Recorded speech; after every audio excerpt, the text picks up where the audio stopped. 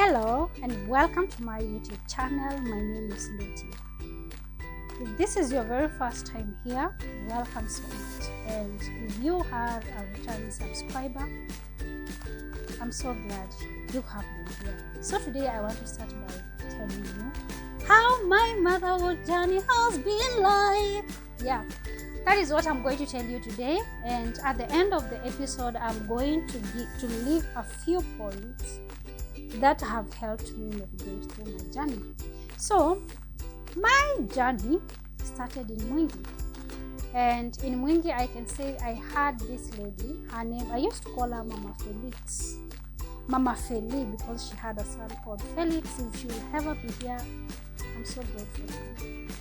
Then from Mwingi to Eldoret, I had a neighbor who was very nice to me. Up to date, she is a friend, Mama Hikama. I'm so grateful. Then to Kericho, I had this wonderful neighbor. She is still a friend today. Her name is Mama Faith. And I can say these are the women who helped me navigate my mothering journey from a very clueless point to an informed point of view. And I'm grateful because at those days I never had a relative around me. I never had any family member or anyone I knew. The only person around me was my husband, and I was there at 22 with a son, clueless.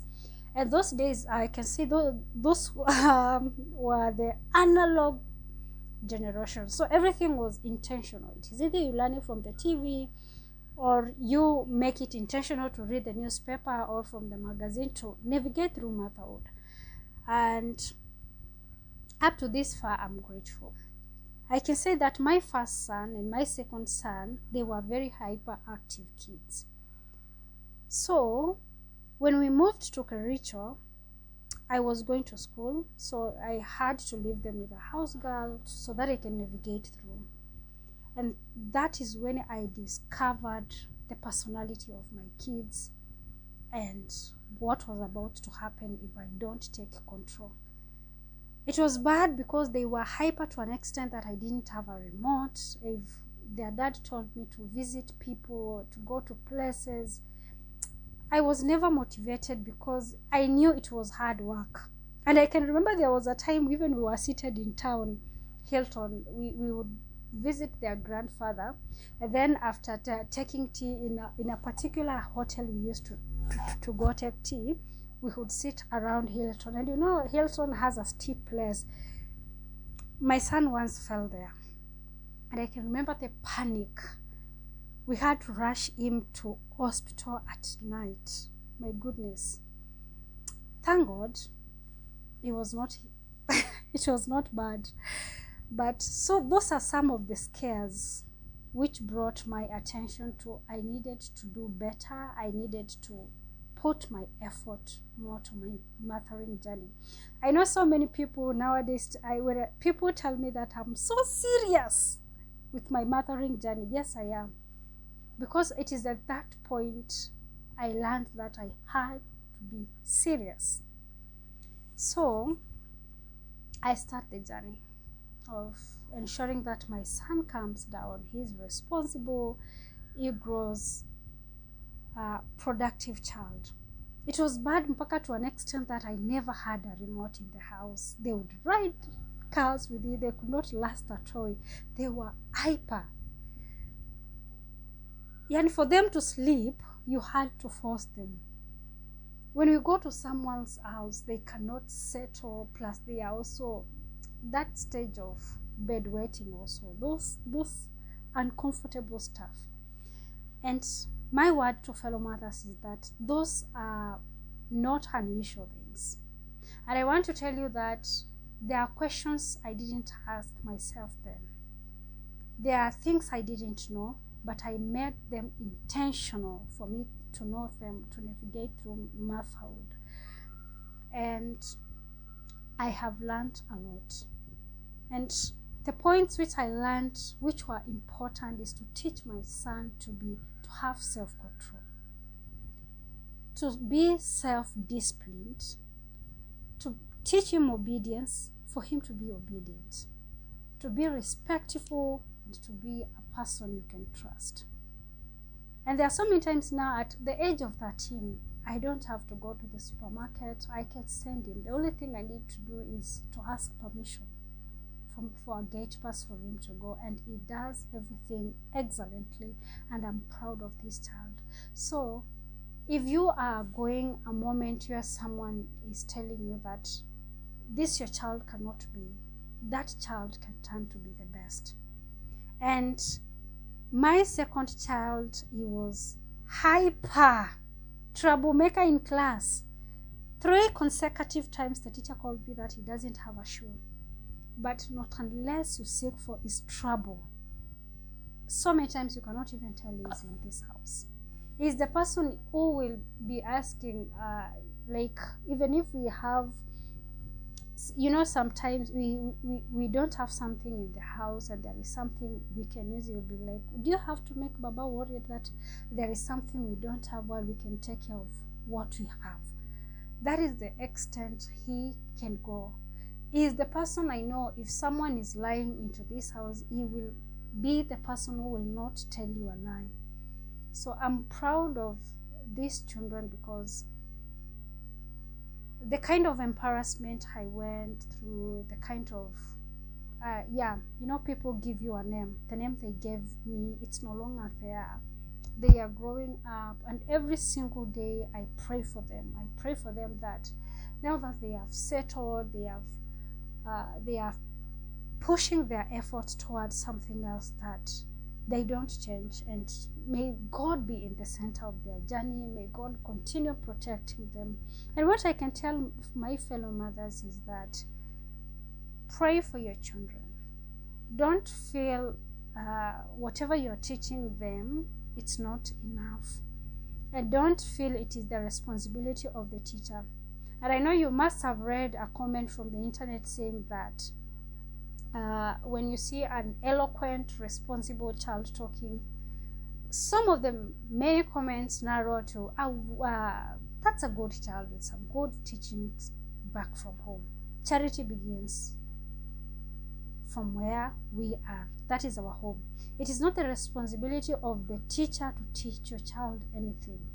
It is not the responsibility of the next person to you to teach your child anything. The responsibility of the child is the father, the mother, and the one who is in charge. Be responsible, be intentional. Be intentional with your child. Be intentional with what your child will, with how your child will turn out to be. And in my journey of trying to navigate through bringing up a responsible, independent child, these are some of the things I started doing. When my son was 3, he also became aware he wanted to be in school. He wanted to learn so many stories. I can remember I started reading for him stories. At that point now I had graduated to a Nokia series phone which could access internet. I started reading for him stories. I started inspiring him, and he also became enthusiastic. Even before we took him to school, he already knew, this is the school I want to go, this is where I want to go to study, and he was very vocal and very enthusiastic about everything he wanted. So I started from that point, teaching him to be responsible, teaching him how to do chores in the house, cleaning, mopping, folding the clothes. And when he was 9, I started teaching him how to cook. Now he is 13 and there is nothing he can't cook except chapati. Sometimes he tells us, I have a recipe for you guys, and I am proud of him. I don't have to iron his dad's clothes. There are things I don't have to do in my house because they are there and they are responsible. But me being an homeschooling mom, I'm grateful. And the biggest lesson I have learned, and I keep telling people, is even if you find someone is clueless about something, don't badmouth them. Be involved in trying to teach them, trying to to make them learn what is it that they don't know, what is it that they are doing wrong, and what you can do to help them. When you look back, when this someone grows and outgrows all that, you'll be more proud to look back and say, yeah, but then you didn't know that and I taught you, rather than you didn't know and I badmouthed you, you know. Those are some of the things you need to do.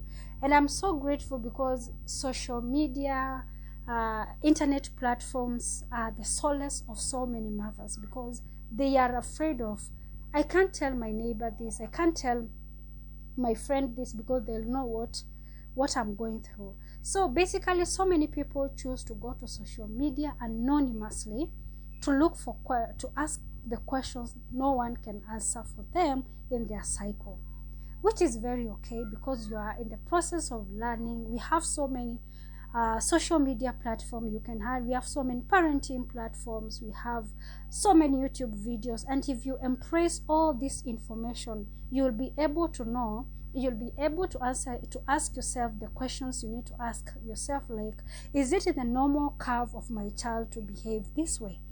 In my case, I didn't know that it was the normal curve of my child to be hyper, to be everywhere, because he was at the stage of exploration.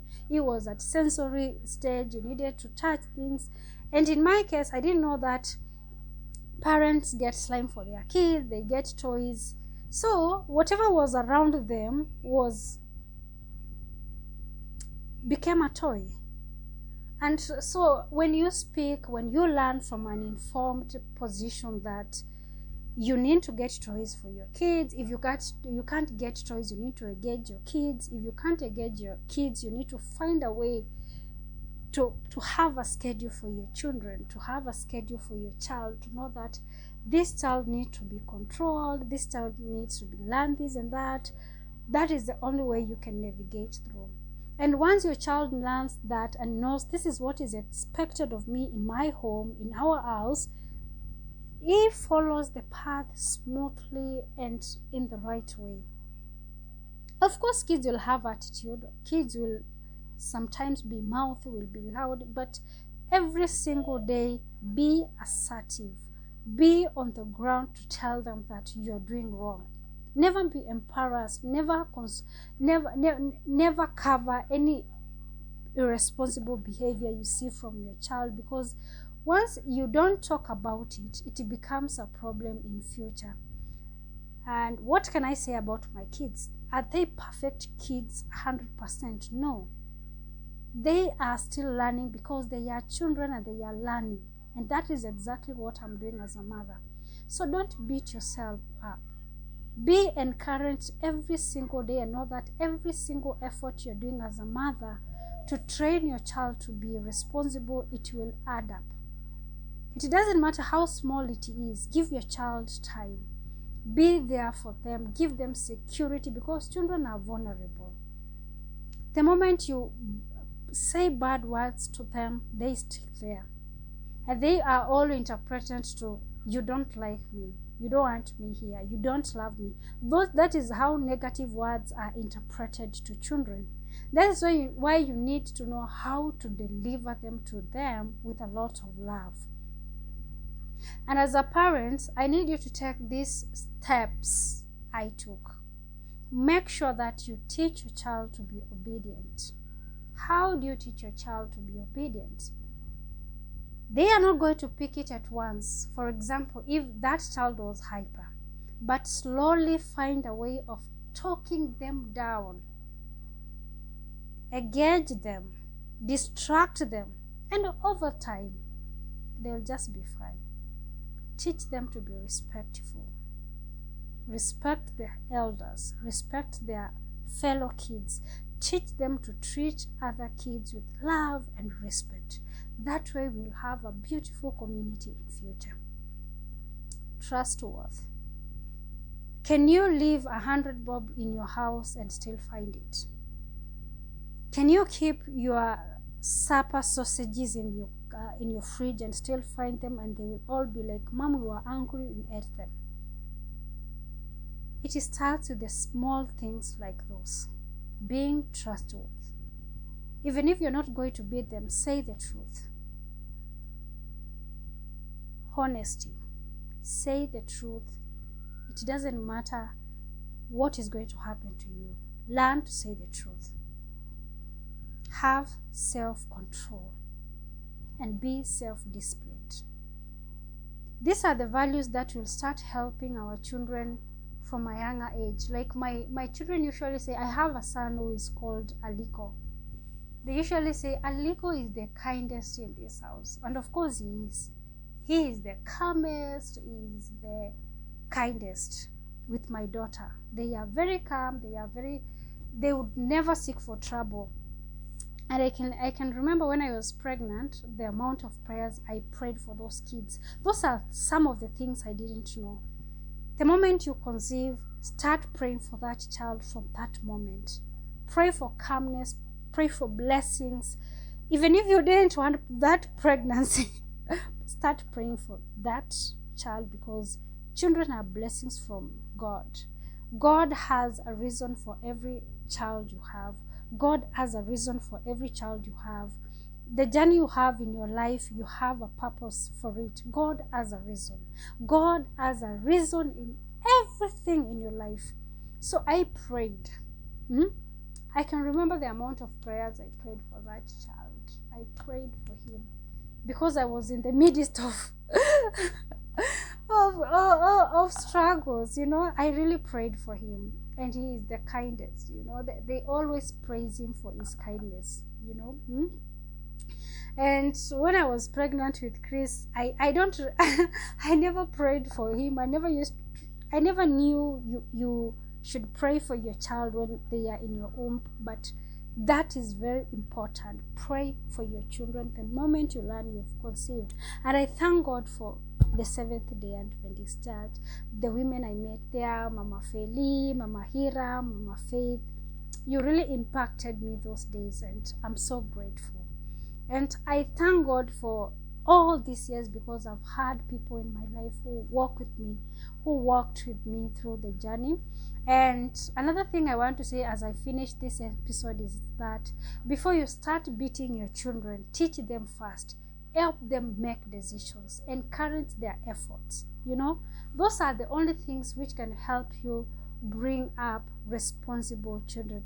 And thank you for watching this episode, and I'm so glad that we've had this episode. And be blessed, and subscribe. We'll have more stories about motherhood. So be blessed, and I'm grateful to have you here.